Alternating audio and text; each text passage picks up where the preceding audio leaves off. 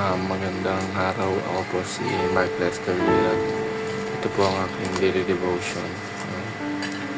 Idolatry is an insult to God, na tinalaki po ni Pastor Russell Ocampo sa 365 daily devotion.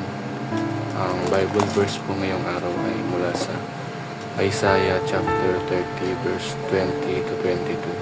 Sabi po dito is, although the Lord gives you the bread of adversity and the water of affliction, your teachers will be hidden no more. With your own eyes you will see them. Whether you turn to the right or to the left, your ears will hear a voice behind you, saying, "This is the way, walk in it."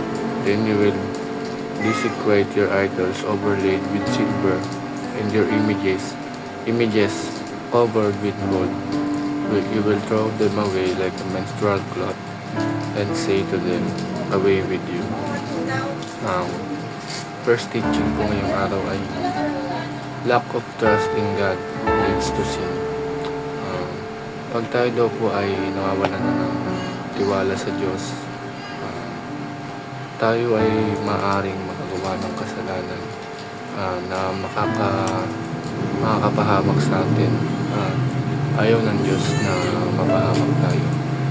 Kaya lagi tayo magtiwala sa Kanya dahil hindi niya tayo hayaang mapahamak. Second teaching ay idolatry is an insult to God. Nung unang panahon ni Moises is nung niligtas na ni Moises o napalaya niya ni Moises ang mga Israelites sa Egypto is nung umakyat si Moises sa bundok ay gumawa sila ng golden calf o gintong baka, at ito ay ginawa nilang Diyos-Diyosan. Nainsulto ang Diyos dito, at pag nainsulto ang Diyos is parang kasalanan na rin ito dahil niligtas niya tayo sa kasalanan, at tayo ay nagamit lang ng mga Diyos-Diyosan upang magsamba imbis na sa Diyos na nagligtas sa atin.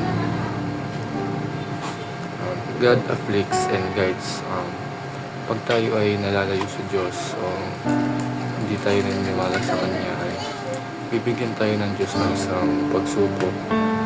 Tinatawag itong kalabit ng Diyos upang tayo ay bumalik sa Kanya. Gagabayan niya tayo sa pagbalik sa Kanya dahil ayaw ng Diyos na lumalayo ang Kanyang mga anak sa Kanya, dahil pag tayo ay malayo sa Kanya, tayo ay mapapahamak lamang. Ang realizations ko po sa devotion ngayon is magtiwala tayo lagi sa Diyos dahil ginagabayan niya tayo lagi araw-araw upang